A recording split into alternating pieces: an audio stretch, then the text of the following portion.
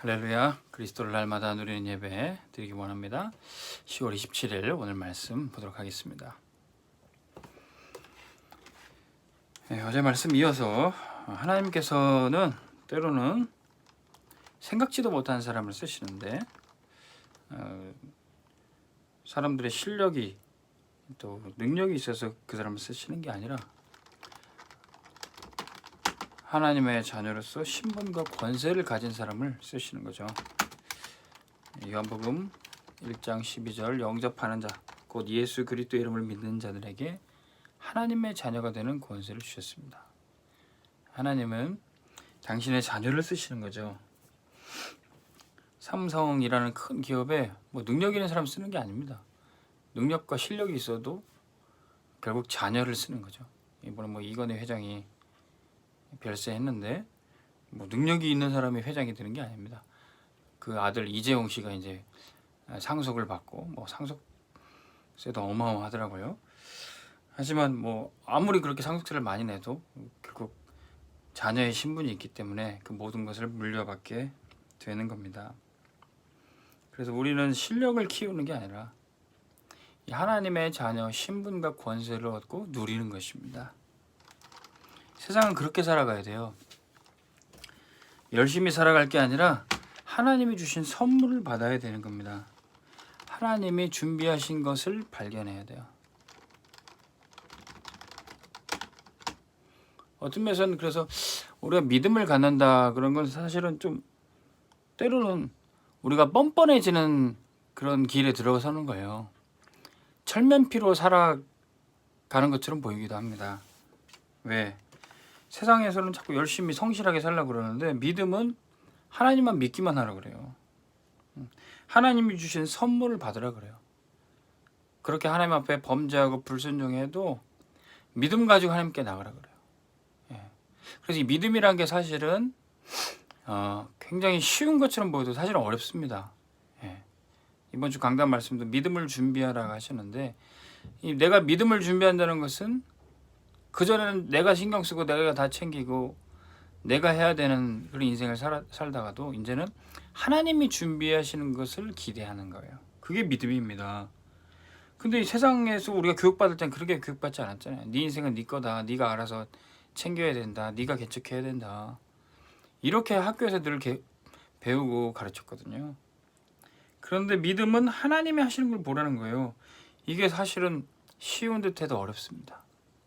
그래서 진짜 하나님의 자녀가 되지 않고서는 믿음 갖기 어려워요. 근데 자녀는 아버지가 해주시는 거 챙겨주신 걸 자꾸 경험하다 보면은 처음에는 이게 낯설 수 있어요. 아버지를 잃어버렸다가 평생 자기가 고아처럼 살다가 고생하면서 살면서 자기가 다 책임졌어요. 근데 어느 날 아버지를 다시 만났는데 아버지가 엄청난 능력 있고 엄청난 부자고 엄청나게 사랑이 많으신 분인 거를 만나서 알게 됐습니다. 근데 아버지가 모든 걸 줘도 늘 자기 혼자 힘으로 살던 사람이 익숙치가 않은 거예요. 때론 부담스럽고 왜 이 아저씨가 나한테 이렇게 잘해주나 그렇게 느껴집니다. 그런데 진짜 내 아버지구나 이게 확인될 때 그렇게 값없이 주는 것에 대해서 이제 누릴 수가 있는 겁니다. 많은 사람들이 하나님 떠나 살다가 하나님이 아버지 되시고 하나님이 우리를 위해 준비하신 것을 누리지 못하고 살게 돼요. 그런데 어느 날 그리스도를 알고 하나님의 자녀가 되는 신분과 권세를 얻게 됩니다. 자, 이런 영적인 원리를 장로교 칼빈주의는 어떤 신학 중에서도 가장 잘 설명하고 있어요. 여러 교단이 있고 여러 신학이 있지만 정말로 복음을 잘 설명하는 게 사실은 장로교 칼빈주의입니다. 왜 그렇습니까? 이 장로교 신학이야말로 하나님의 주권, 이 하나님의 준비를 정말로 잘 이해하고 있어요. 다른 감리교 신학이라든지 성결교 신학이라든지 순복음 신학이라든지 하나님을 얘기하고 하나님의 은혜를 얘기하긴 하지만 그 중심이 뭔가 사람 중심에 있어요. 하나님의 은혜를 받으려면 성결하게 해야 된다. 그게 성결교입니다. 하나님의 은혜를 받으려면 불을 받아야 된다. 열심히 기도해야 된다. 그게 순복음입니다. 하나님의 은혜를 받으려면 우리가 바르게 살아야 된다. 이런 사람 중심의 얘기를 자꾸 하다 보니까 사람 중심으로 열심히 하다 보니까 안 되잖아요. 그럼 실패하잖아요. 그럼 하나님 준비하시고 못 받는다. 그렇게 되는 겁니다, 지금. 그런데 장로교는 우리의 행위, 우리의 중심은 아무것도 없다. 인간은 창세기 3장 이후로 아담이 범죄한 이후로 완전히 전적으로 무능하다. 아예 할 가치가 없어요. 아예 무언가 시작할, 뭔가 제대로 된 거를 할 수 있는 그런 기반이 없어요. 완전히 전적으로 무능하고 전적으로 타락한 겁니다. 이것을 장로교 신앙은 아주 잘 보여주고 있어요. 뭐 인간이 성결하게 노력해야 된다? 인간이 뭔가를 해야 된다? 아예 그런 근거가 없어요. 왜? 사람에게는 전혀 은혜 받을 조건, 전혀 자기가 무엇을 이룰 수 있는 조건이 하나는 없습니다. 완전히 절대 불가능해요. 인간의 선행, 인간의 종교, 인간의 열심, 사실 모든 게 절대 불가능한 겁니다. 죽은 사람이 아무리 열심히 노력한다고 살 수가 있습니까? 죽은 사람은 그냥 죽은 거예요. 그게 인간입니다. 그래서 하나님이 그리스도를 보내주십니다. 누구든지 그리스도를 믿기만 하면 구원받는다. 자, 이게 복음입니다. 믿는 자는 살 것이고 믿지 않는 자는 죽는다. 구원받지 못한다. 이 제한적 속죄, 제한적 구원입니다. 아주 간단한 겁니다. 확실한 겁니다. 믿는 자는 살고 믿지 않는 자는 죽는 거예요. 너무도 명확한 거예요. 그런데 그리스도를 믿는 자에게는 하나님이 어마어마한 은혜를 부어주시는데 이 은혜를 사람이 거절할 수도 없어요. 나 이거 은혜 필요 없다. 진짜 믿는 사람, 진짜 은혜 받는 사람 그걸 거절할 수도 없어요. 불가항력적 은혜입니다.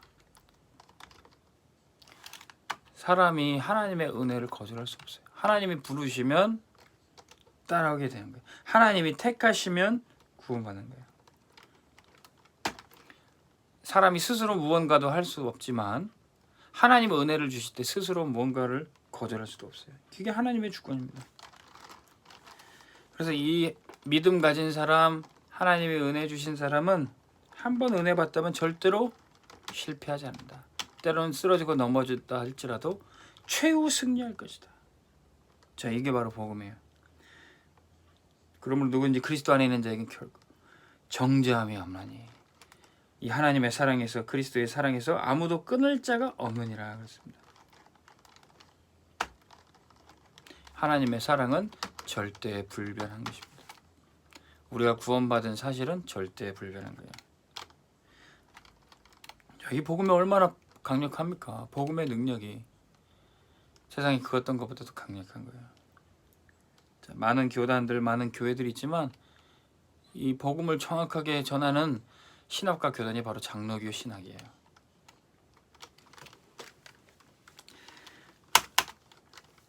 자, 그래서 우리가 이 하나님이 준비하시는 것을 누리고 이 신분과 권세를 어떻게 누리게 됩니까?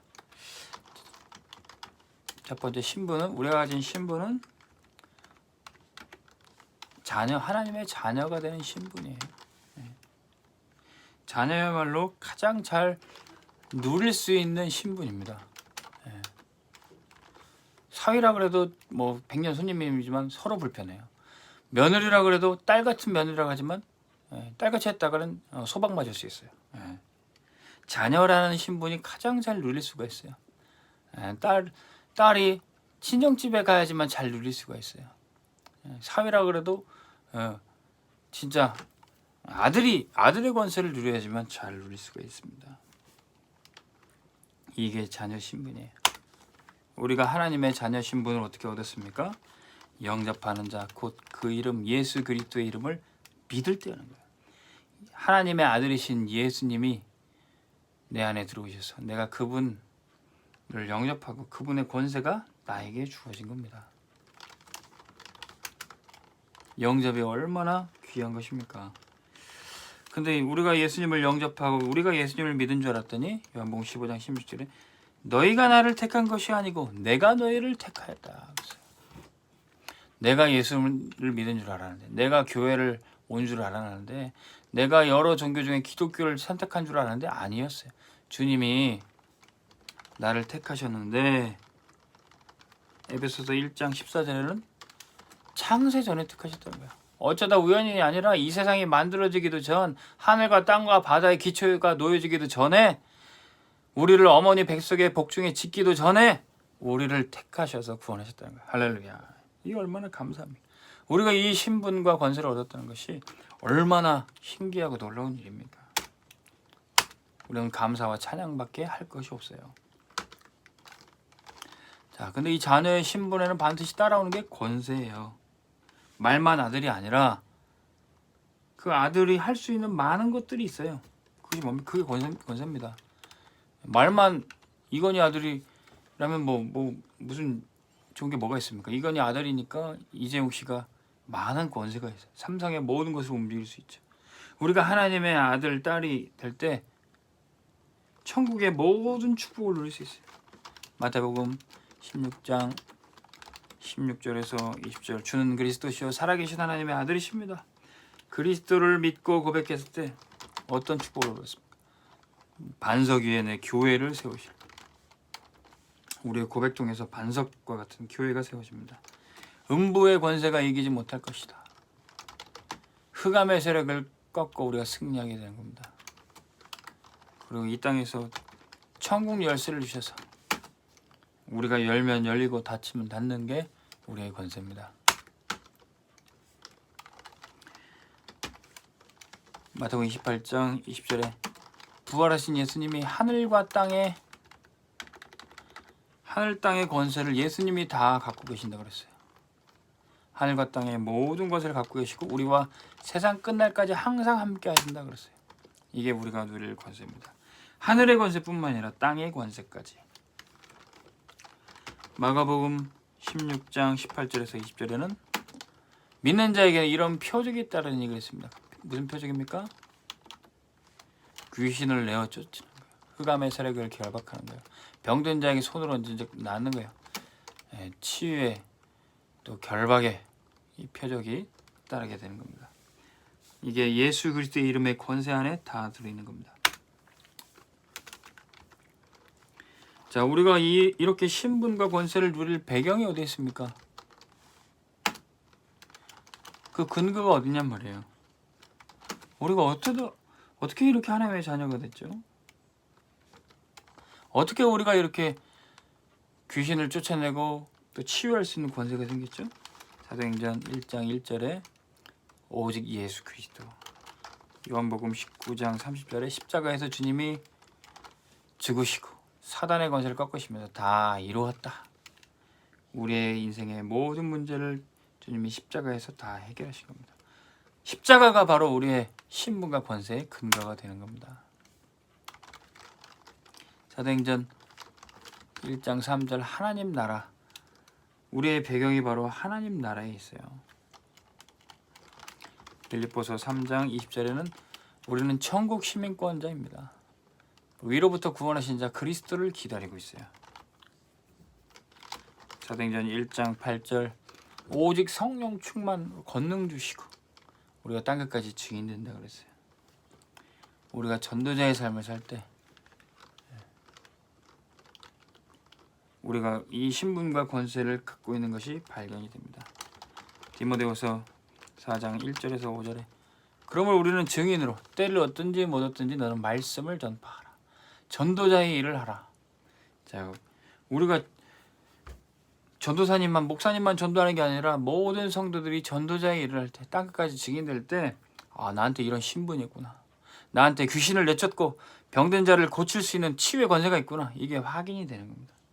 그래서 우리는 모든 성도들이 다 증인되도록 전도자가 되도록 말씀을 붙잡고 전파해야 되는 겁니다.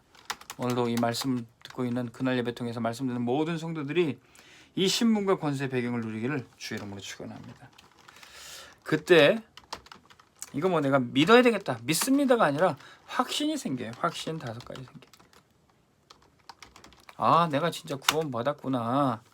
내가 진짜 하나님 자녀구나. 구원의 확신. 확신을 가지라 이 말이 아니라 그냥 확신이 생겨요. 요한일서 5장 1절에서 5장 11절에서 13절 아들이 있는 자에게는 생명이 있고 아들이 없는 자에게는 생명이 없나니. 간단합니다. 하나님의 아들 예수 그리스도를 영접한 자는 생명이 있고 아들이 없으면은 생명이 없는 거예요. 이걸 사람들이 긴가민가 모르니까 하나님이 주의 종들을 통해서 성경을 통해서 기록하게 했어요. 이것을 너희를 위해 쓰는 것은 너희로 영생이 있게 하려면 알게 함이라. 우리가 성경을 읽을 때 말씀을 들을 때 내 안에 예수 그리스도가 계시고 내가 영생을 가졌구나. 이거를 확인하고 확신하게 되는 겁니다. 기도 응답의 확신. 하나님이 내 기도를 들으시는구나. 전에는 너희가 내 이름으로 구하지 않았으나 이제는 구하라. 그러면 너희 기쁨이 충만하리라. 여러분 이때까지 기도 안 했어도 오늘 말씀 듣고 기도 시작하시기 바랍니다. 기도를 안 하니까 응답을 안 받았던 거예요. 사실 하나님이 우리를 안 도와주신다가 아니라 기도를 안 하니까 응답이 없었던 거예요. 기도만 하면 응답이 있습니다. 오늘이라도 기도 시작하면 너희 기쁨이 충만하리라.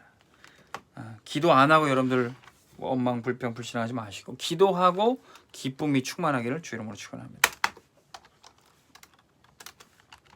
세 번째는 기도 응답 받으니까 지금 어렵고 힘들어 기도하면 되는구나. 하나님 응답하시는구나. 결국 문제 있어도 반드시 승리하겠구나. 지금 오는 시험도 하나님께서 감당할 만한 시험만 주시는구나. 오히려 이 시험이 연단이고 훈련이고 응답의 과정이란 것이 발견이 됩니다. 자, 때로는 내가 시험 앞에 실수도 하고 넘어지고 범죄도 해요. 이미 그리스도께서 사실 십자가에서 내 죄를 끝내셨지만 저는 미쁘시사 우리가 실수하고 잘못한 것을 고백할 때 우리의 죄를 완전히 또 사하시고 해결해 주시는 겁니다. 요한일서 9장 1장 9절.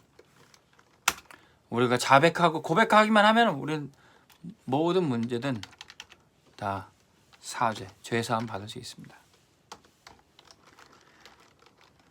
자, 그리고 우리를 마침내 날마다 인도하시는 겁니다. 저 천국까지 우리 이 땅의 삶뿐만 아니라 천국까지도 우리가 의뢰할 일은 하나님이심을 고백할 때 우리를 인도하시는 거예요. 성령 인도의 확신.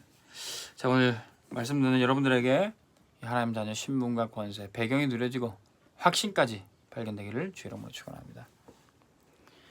기도하겠습니다. 하나님 아버지, 우리에게 하나님 자녀 신분 권세를 주시니 감사합니다.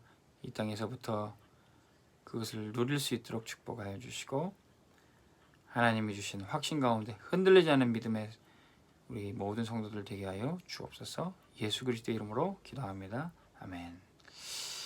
오늘 하루도 확신 가운데 승리하시기 바랍니다.